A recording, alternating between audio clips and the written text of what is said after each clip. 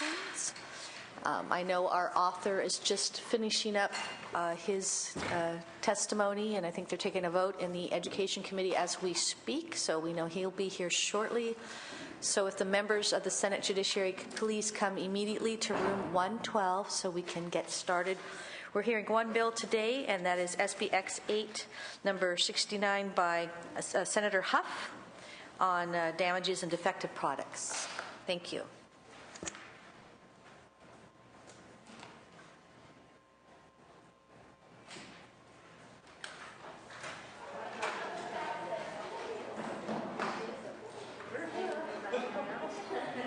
We're here.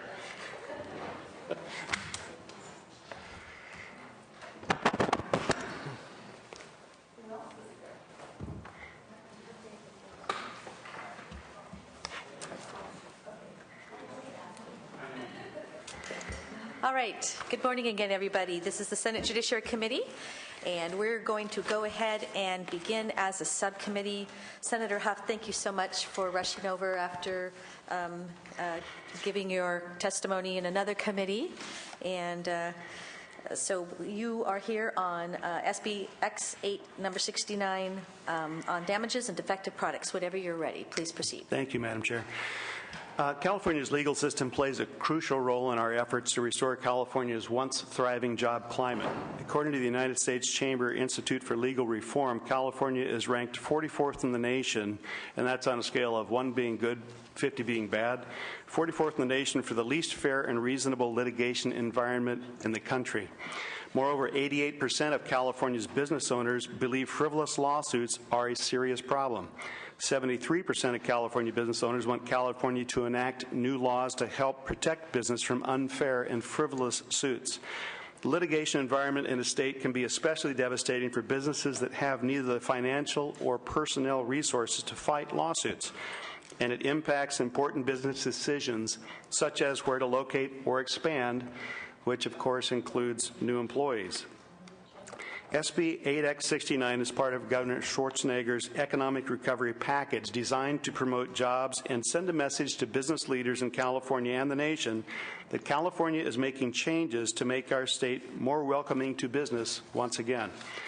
Under California law, innocent sellers of products can be found liable for defective products despite having little or no control over that product.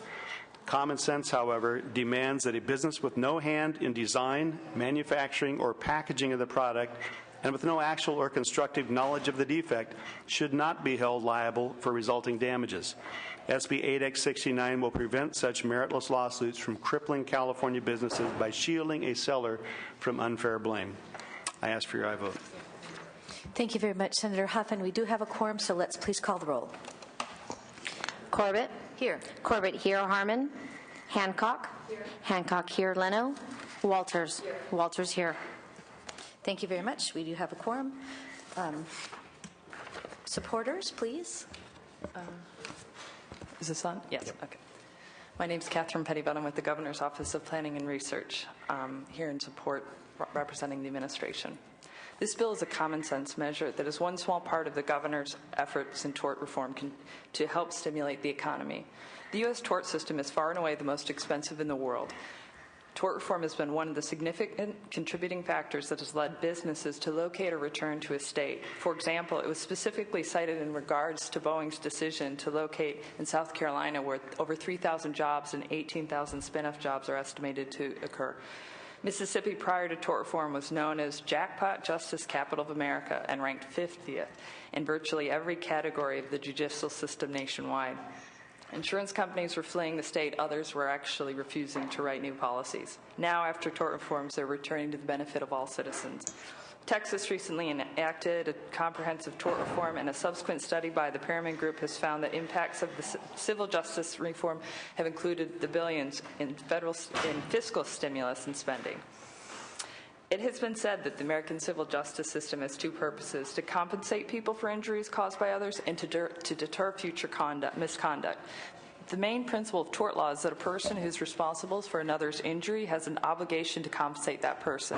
The delicate balance between costs and benefits in the tort system has become off-kilter for a number of reasons, including the growing disconnect between costs and fault. Under California strict products liability law, all members of the chain of product distribution may be held responsible, even sellers who had nothing to do with the problem and had no way to influence it and are mere conduits. When the cost to a defendant is not related to the misconduct, as in these cases, the tort system can be perceived to fail and actually makes for less confidence in the system. Additionally, often in the case of retail or innocent sellers, they don't have the power to deter the future conduct. This chain theory has also been used to access certain venues or types of tort cases are considered to be favorably received. And it was this type of treatment that actually led Senator Feinstein to support tort reform at the federal level. These cases result in businesses being subject to lawsuits and thousands of dollars, even though they are absolved of responsibility. Small businesses are the backbone of California's economy and will be on the forefront of helping the state to rebound and employ its citizens. This, in turn, will help ensure the state can continue to function and deliver much-needed services to the public. 23 other states have enacted innocent seller-type statutes that limit liability in some way. More than 800 members of the National Federation of Independent Business responded to a survey about litigation, and 3/4 of them felt that the threat of lawsuits could lead them to close their doors. The opposition raises concerns about shopping at companies like Walmart, where the Chinese goods line the shelves. However, this bill would actually aid in the survival of California businesses that actually provide local or all other alternatives to shopping at such places. These businesses have local relationships built on trust with their consumers because they're neighbors. Additionally, retailers would still be liable once there was real or constructive notice, such as a recall, that the product was dangerous. Thus, claims that a store has less incentive under this bill to ensure their products are safe aren't true. This is a reasonable measure that would help California's small businesses spend precious capital and resources in areas that truly will contribute to California's communities. Thank you very much. And we have 2 main witnesses, so one additional main witness, please. Good morning. Kim Stone with the Civil Justice Association of California. We're pleased to support Senator Huff's bill, 8X69, a bill that will help promote California's economic recovery. This bill protects innocent sellers in product defect lawsuits. The bill provides, and I quote, that a seller who is not actively negligent with respect to a product, but is instead a mere conduit of the product, shall not be liable under this section. Our association supports the governor's civil justice reform proposals. The ideas in his proposals are sound public policy that will save the state money and that will send a message to businesses in California and throughout the country that California is trying to be more welcoming to business. As Senator Huff mentioned, our state routinely ranks poorly in surveys of national business leaders in terms of the perceived fairness of our civil justice system to businesses. California now needs more jobs, not more lawsuits. For those reasons, we support the bill and urge your aye vote. Thank you very much. Next witness. Hi, Mira Gerton with the California Chamber of Commerce. Just pull that close to you. And I'm here to offer my support for the bill. We support this bill because it is an inexpensive way to improve the business climate in the state of California, which, as we know, is losing jobs and could stand to improve them. And this is an area where we really could do a lot of improvement. You've heard my colleagues testify that we consistently rank in the bottom, somewhere between 44th and 50th in various measures on our legal community. This bill really addresses an inequity in the current tort system whereby an innocent seller can be held liable, and that liability can be crippling, especially for small businesses. And so for those reasons and others, we support SB 69. Thank you. Thank you very much. Next witness on support. Yes, Michael Shaw, National Federation of Independent Business.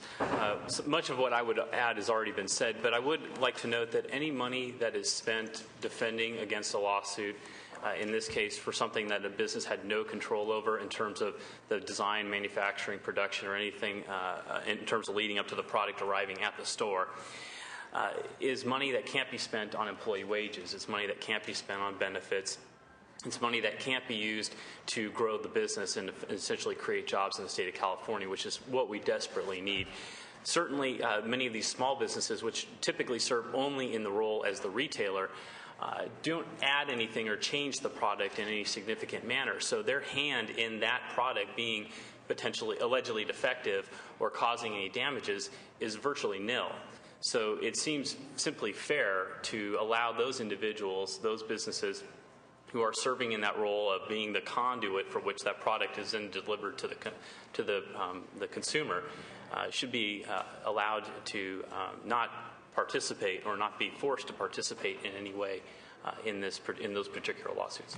Thank you very much. Madam Chair? Yes, you have a If I question, may, Senator I Leno? have a question for Mr. Shaw, if I could, please. Thank you, Senator. If you could confirm this for me, I don't know if it's accurate, but that the National Federation of Independent Businesses, in a report in 2008, Yes.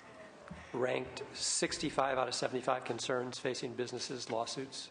Yes, that is correct. Our 2008 Problems and Priorities, which is a quadrennial report that we put out, indicated that that was not one of the top concerns of small business in the nation, and that's an important thing to keep in mind. This was a national survey. California certainly has a reputation of having much more significant issues when it comes to litigation. And I would point to Ms. Pettibone from the Office of Planning and Research, the Governor's Office, highlighted a couple of results from a survey that we did here in California of 800 of our members, 97% of which feared that lawsuits would force them to drive up their costs in their business and do a number of other things that would harm the economy.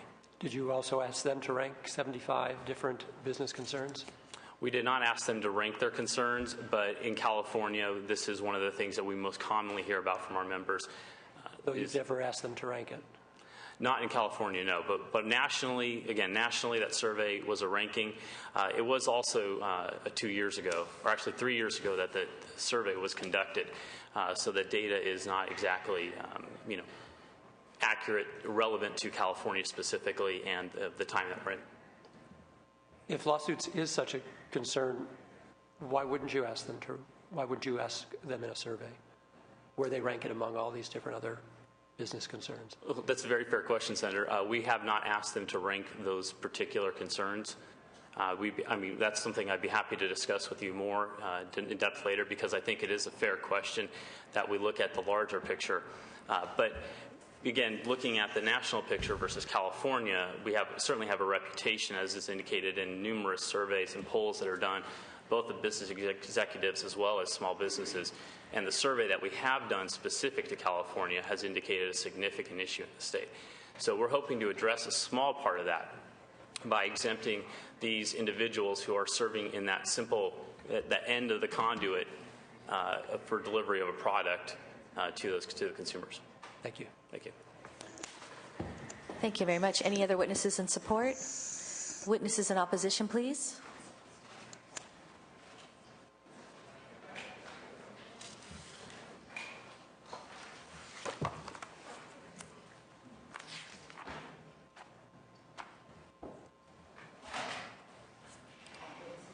Witnesses in opposition? Good morning, Madam Chair and members of the committee. My name is Christopher Dolan. I am the president of the Consumer Attorneys of California. I am a lawyer. I am a lawyer who represents people who are harmed by products. We agree that jobs in California are important. I'm an employer. But I agree that jobs in California are a priority, and I think this bill moves jobs out of the state of California and strips consumers of confidence. Why does it take jobs out of California? It encourages manufacturers to move out of the state of California and offshore, to have their goods manufactured in Mexico, China, or other locales where they will be insulated from having to pay people who are harmed by their products. It is true that this happens. We have heard about poison in dog food, lead in children's toys, cribs that collapse and crush babies' heads. These are realities. These are products that are often manufactured in other countries and sold by reputable retailers here. Confidence of Californians in the goods that they buy is paramount to economic recovery. I will tell you that as a father, there is no greater concern than I have than safety for my child. And I buy my goods at reputable retailers because I think if they're selling it, it's got to be a good product. But if this bill goes through, there is no associated duty for those people to inspect or test, and indeed, there's an encouragement for them not to, because then they can say, I don't have actual or constructive notice. And it says if you test or inspect, you may be held liable. So what is a seller to do? Not test, not inspect. So there will be a huge decrease in consumer confidence with no incentive for the seller to do anything. It will hurt California, because who will pay for the injuries that are caused? Our overly strapped emergency rooms, county hospitals, and health facilities whose budgets are being forced to be cut by this body, the Senate and the Assembly, during this critical time. It is important to note that if safety of I understand the business concerns ranked number, I believe it was by Senator Leno, indicated 65 of 78 as litigation. If you were to rank the average person on the sidewalk who's a parent, what is your primary concern? They would say the health and safety of my child. And I think that this body, while it does have an obligation to promote and preserve business interests, has an even greater obligation to promote and preserve the safety of the products that our children sleep in, that they wear on their pajamas, and that we use and drive in our cars. And if we wait for a recall, the bodies will have already begun to pile up. The sellers need to be looking at the products they sell to see if they're safe and effective. This bill would cause a serious moral hazard. We do have an economic crisis, but it should not be used as an opportunity to strip consumers of confidence in their very essential rights under the Constitution. I thank you for your interest in this issue and the opportunity to speak to you. Thank you very much. Next witness in opposition. Yes, Ignacio Hernandez, on behalf of the Consumer Federation of California, we're also in opposition. We think current standards put in place significant protections for consumers, and we should not be rolling those back. I think the previous witness covered much of what I was going to testify to, so we ask for you to oppose this bill. Thank you very much. Any other witnesses in opposition? All right. Members, do you have questions, comments? Questions or comments? Senator Hancock. Well, I do have a comment. I don't know what the chair's intention is here, but I am very concerned that I don't see a connection between this bill and jobs. It seems more like a cost shift to me than any cost saving to the state or any incentive for jobs to locate here, or for it seems simply an incentive for retailers to take less care in what they sell. And I do believe that when I buy products, I am making an assumption, and I want to be able to keep making that assumption, that the product, somebody has been in charge of making sure, from self-interest or public interest, that that product is not going to hurt me or anybody else that uses it. So, again, thank you, simply Senator a comment on. Thank you. Senator Leno. Thank you, Madam Chair. It is clearly an interesting debate, and I would imagine, addressing my colleague Senator Huff, that there is clearly incentive for a retailer to want to sell safe products because his or her name is at risk if something goes wrong, as well as for the manufacturer. But if the only liability, and liability can be a good thing, it makes us all do our jobs better. We're liable in our public office because of the trust that is placed in us. And that liability that we hold in the public trust makes us do our jobs better. Is it accurate that there's only liability if the retailer does the right thing to test to see if a product that he or she is selling is safe? Is that accurate? Is that a question? It is, and it's not rhetorical. Here's the problem.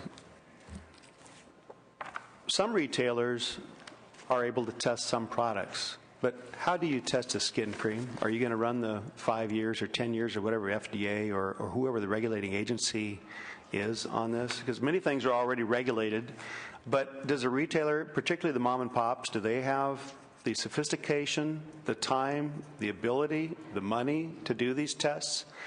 There is definitely a responsibility by the manufacturer to stand behind their product, and that's where this should be. This is not just a cost shift, This is saying that a person who is handling this that has not the ability or sophistication or money to do this should not be held liable unless they knowingly, I mean, if they've seen somebody fall and split their head open when they have a bad helmet on, then, you know, they probably wouldn't be carrying that item, because you say they have a vested interest to have good products there.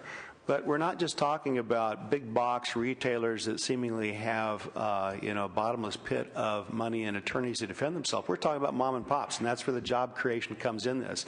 It's just a matter of fundamental fairness of who is actually liable. The poor guy that decides he wants to service his neighborhood by having products nearby so they're not having to go on to eBay or whatever and buy things out of state.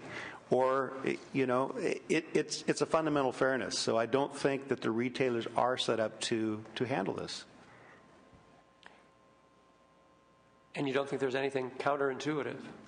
Absolutely not, because the liability still goes to the person that manufactures that. How would a retailer know, unless they have set up something akin to Consumer Reports, testing labs, how would they know whether something is good or bad?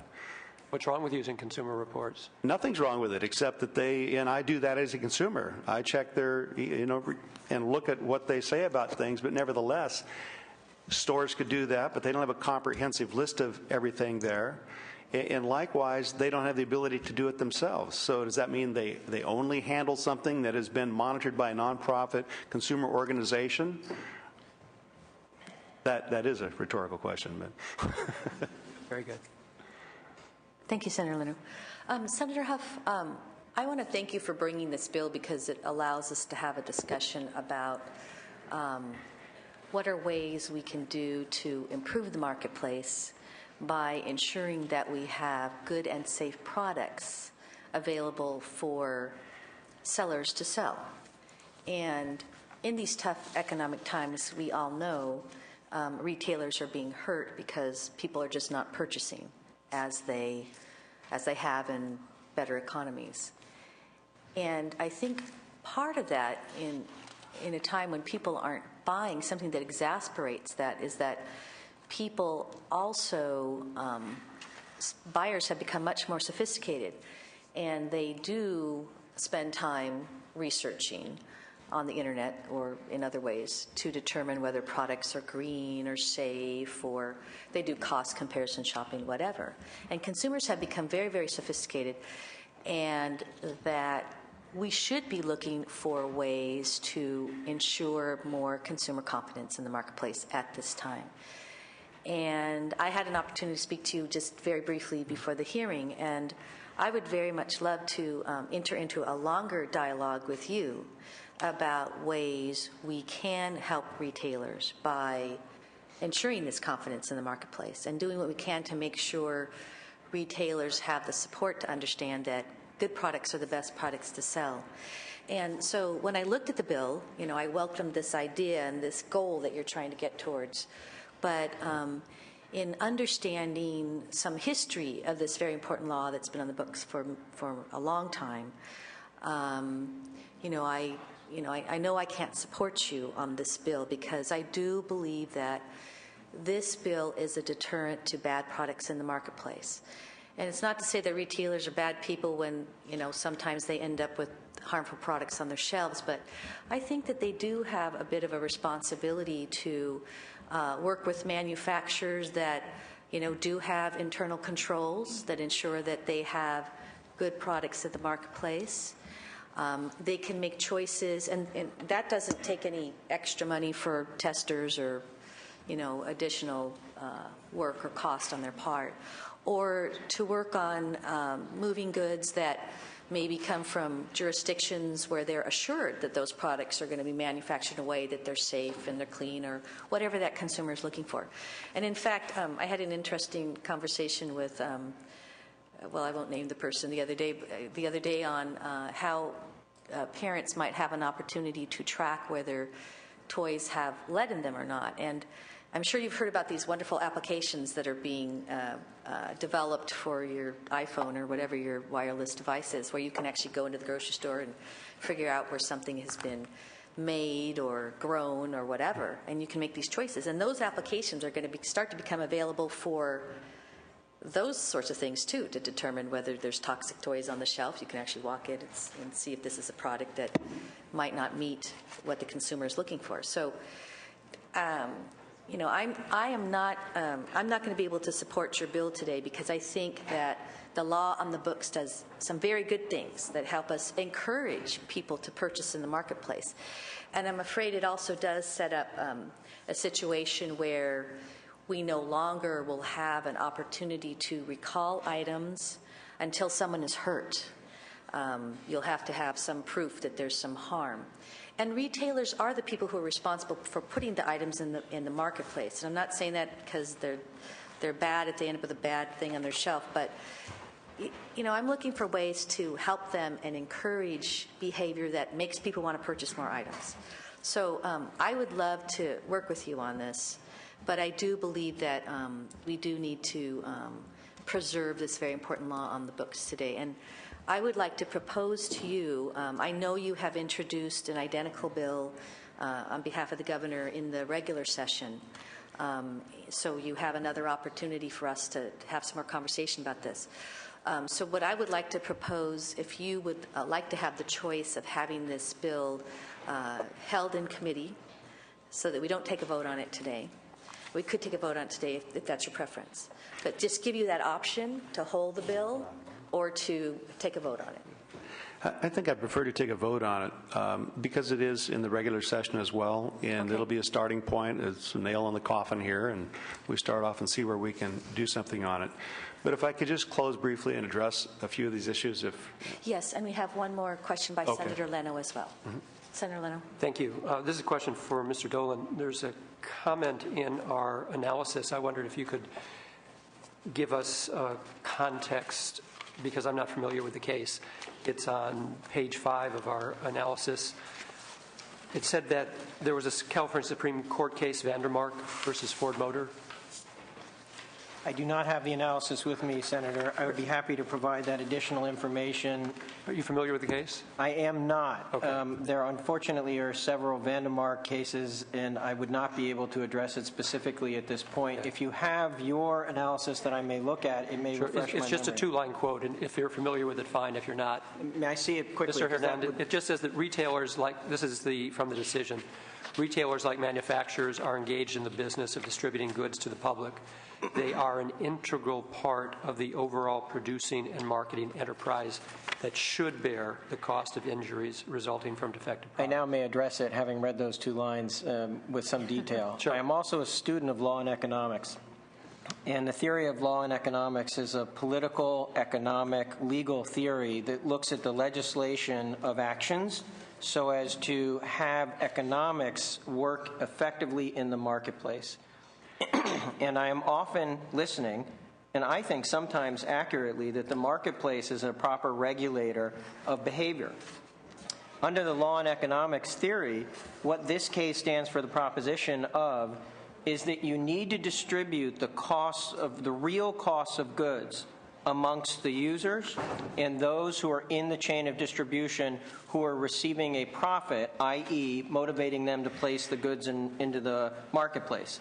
In short, if a product harms someone, the value or cost of that harm needs to be reflected in the product so as to adjust the use or purchase of that product.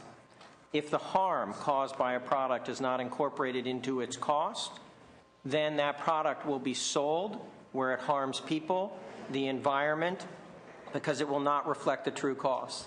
The people who set the price of these products are not the manufacturers. They are the sellers. The sellers are the ones who determine what that price will be and therefore affect most directly the free function of the marketplace.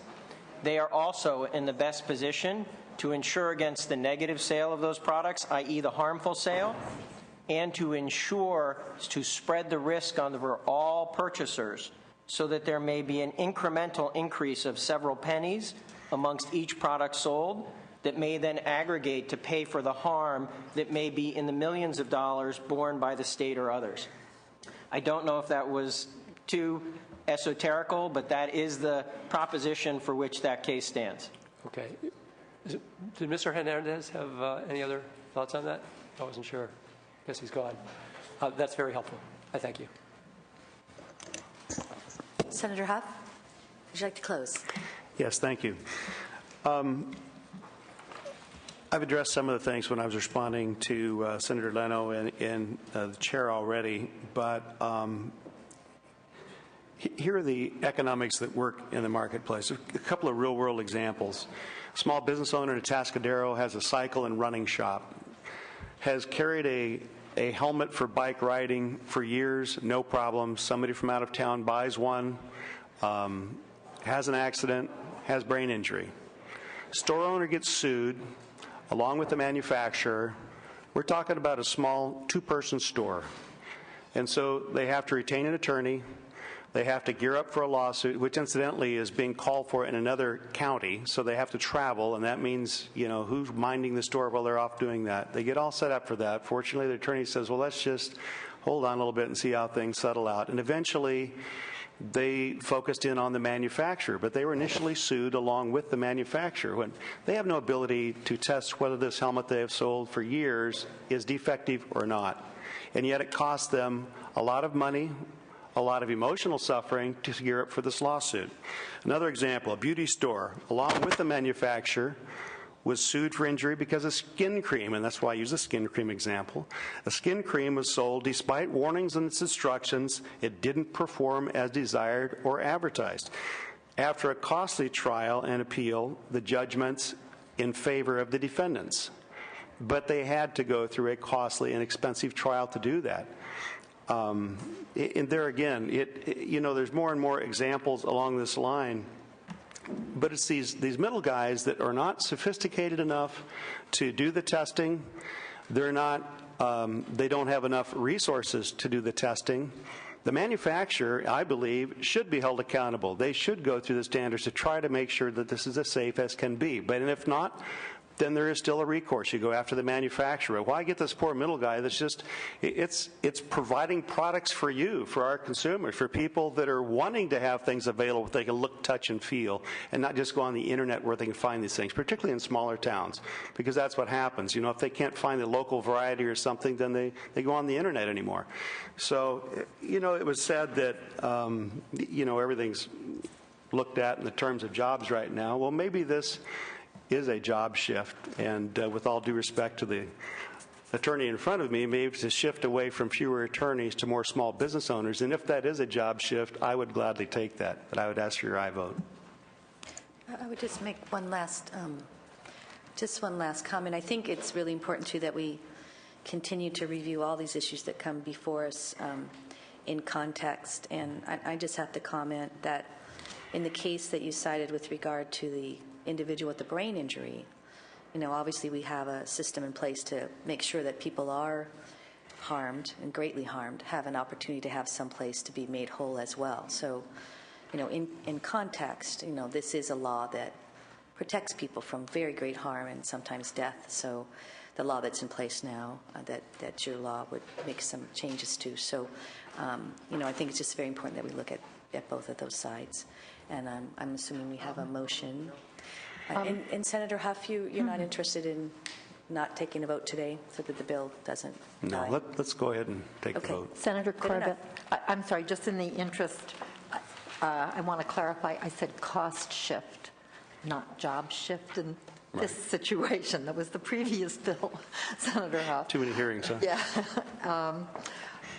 A cost shift from retailers to victims.